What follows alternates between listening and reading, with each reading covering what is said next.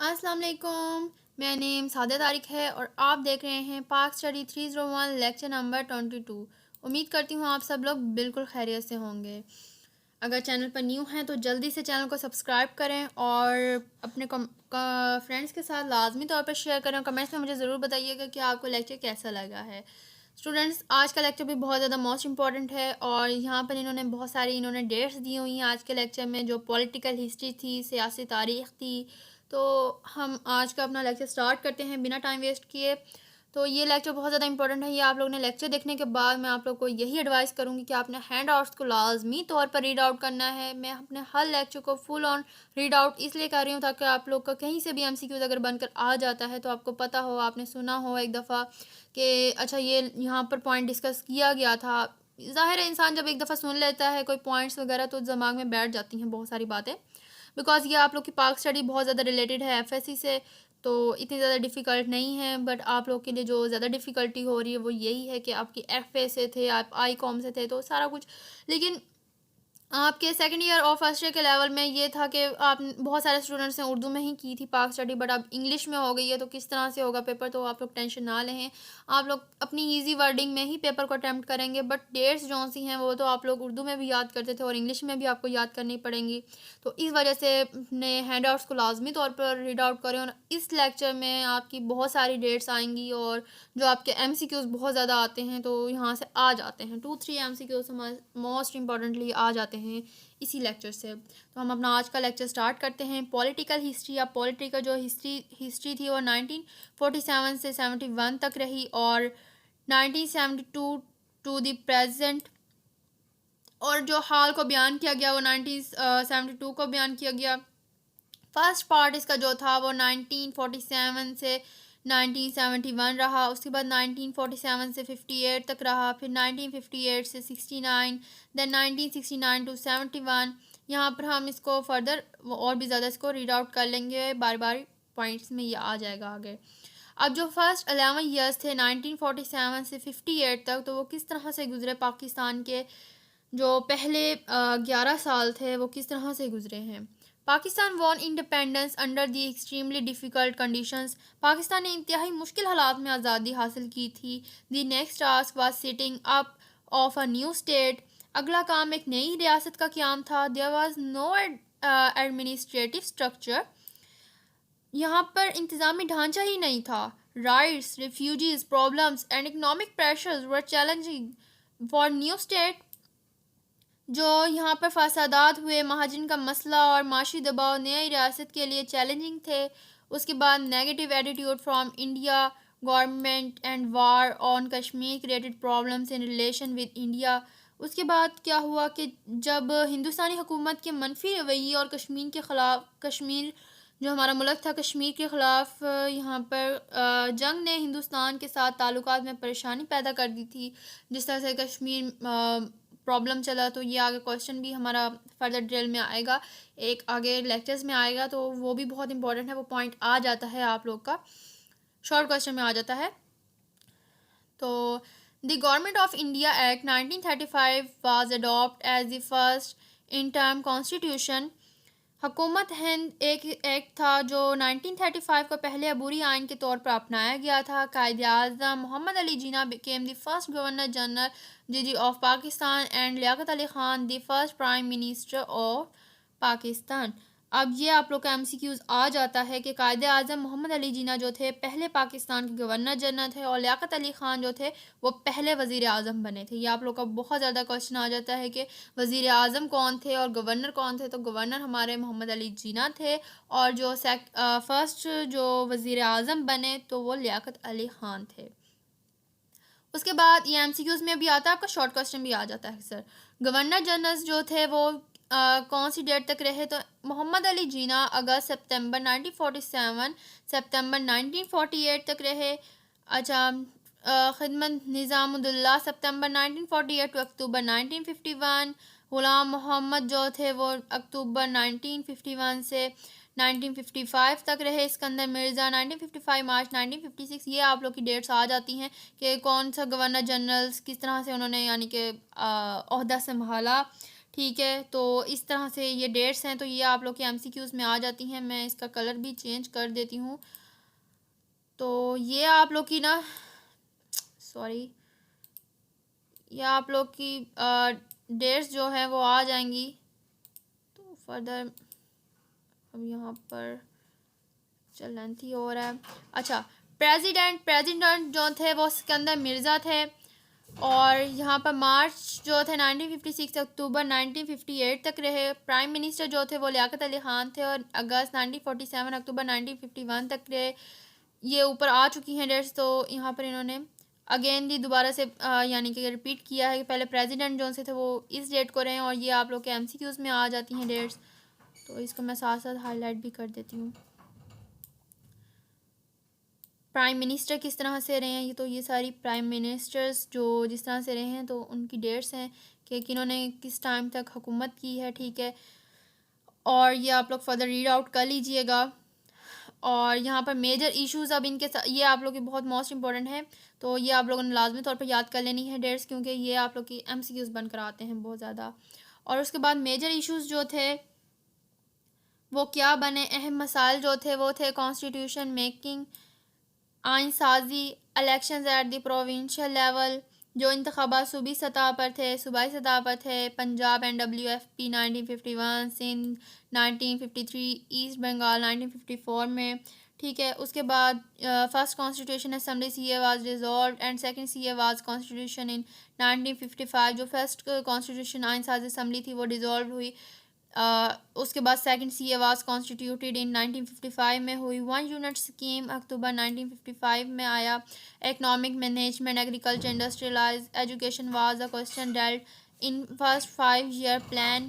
Political instability was there, weak and short-lived government shattered the whole political system. Decline of political parties created had bad name of politicians. Instability was also there at the provincial level. اب اقتصادی انتظامات جو زراعت، صنعت کاری اور تعلیم ایک سوال میں نمٹ میں 5 سالہ منصوبہ سیاسی عدم استحکام تھا. کمزور اور قلیل مدت حکومتوں نے پورے سیاسی نظام کو توڑ ڈالا. سیاسی جماعتوں کی زوال سیاست دانوں کو بدنام کرنے کے لیے پیدا ہوا تھا. اس کے بعد عدم استحکام جو ہوا وہ صوبائی سطح پر بھی تھا. اس کے بعد سیکنڈ فیز، جو ہمارا سیکنڈ فیز یہاں پر شروع ہوا 1958 سے 69 تک، وہ کیا تھا؟ Martial law remained imposed from October 1958 to June 1962. اب مارشل لا جو تھا وہ اکتوبر 1958 سے جون 1962 آئینی حکمرانی کرنے کے لیے عائد رہے. اس کے بعد constitutional law restored on June 1962 and remained till the second martial law on 1969. اس کے بعد یہاں پر ماشاءاللہ جو جیسے کہ میں نے آپ کو پہلے بتایا کہ 1958 سے جون 1962 آئینی حکمرانی کرنے کے لیے عائد رہے. اس کے بعد جون 1962 کو بحال کیا گیا اور سیکنڈ تک رہا. مارچ 1962 کو ماشاءاللہ دیا گیا تھا. اس کے بعد یہاں پر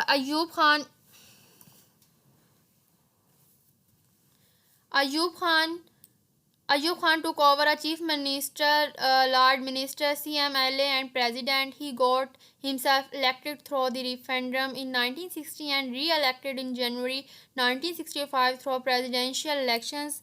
جو ایوب خان تھے وہ چیف مارشل ایڈمنسٹریٹر تھے. وہ CMLA اور صدر کا عہدہ سنبھالا. وہ خود 1960 میں ریفرینڈم کے ذریعے منتخب ہوئے اور جنوری 1965 میں صدارتی انتخابات کے ذریعے دوبارہ منتخب ہو گئے تھے. امپورٹنٹ پالیسی میئرز، اب یہاں پر جو امپورٹنٹ پالیسیز کی گئی تھیں، اقدامات کیے گئے تھے، وہ کیا تھے؟ یہاں پر یہ پوائنٹس امپورٹنٹ ہیں تو آپ لوگوں نے لازمی طور پر ریڈ آؤٹ کر لینے ہیں. Important policies measures taken by the Ayub government were. Ayub حکومت کی طرف سے اٹھائے گئے اہم پالیسی جو اقدامات تھے وہ یہاں پر یہ پوائنٹس انہوں نے یہاں پر دے دیے گئے ہیں. Administrative reforms which included removal of unwanted officials, some 1962 in number. جو 1962 میں ناپسندیدہ حکام کی برطرفی بھی شامل تھی. انتظامی اصلاحات تھی تعداد میں کچھ. Restrictions on political activities. Political leaders were stopped from taking part in politics for 6 years on the charge of corruption and other charges under the law. named EBDO. یہاں پر سیاسی سرگرمیوں میں پابندیاں IBD اور نامی قانون کے تحت بدعنوانی اور دیگر الزامات کے الزام میں سیاسی رہنماؤں کو 6 سال تک سیاست میں حصہ لینے سے روک لیا گیا تھا۔ اس کے بعد economic planning was done for industrial development and green resolution, جو اقتصادی منصوبہ بندی، صنعتی ترقی اور سبز انقلاب کے لیے کیا گیا تھا۔ اس کے بعد ایجوکیشنل ریفارمز کیا گیا، تعلیمی اصلاحات دی گئیں۔ Constitution was introduce, down fall of Ayub Khan, جو ایوب خان کا زوال تھا یہاں پر آیا۔ اس کے بعد آئین متعارف کرایا گیا تھا یہاں پر، اور یہ ڈاؤن فال آیا اس کے بعد ایوب خان کا، تو یہاں پر یہ پوائنٹ اس کا ہے، یہاں پر اس کی ڈیفینیشن یہاں پر دے دی گئی ہے، تو یہاں پر کمبائن کر دیا انہوں نے۔ Indo Pakistan was started and at the end of war Tashkent pact was signed with India, جو پاک بھارت جنگ شروع ہوئی اور جنگ کے اختتام پر تاشکنت معاہدہ پر ہندوستان کے ساتھ دستخط ہوئے۔ People were not satisfied with his packet, جو لوگ تھے وہ اس معاہدے سے مطمئن نہیں تھے۔ They also rescinded the election result of 1965۔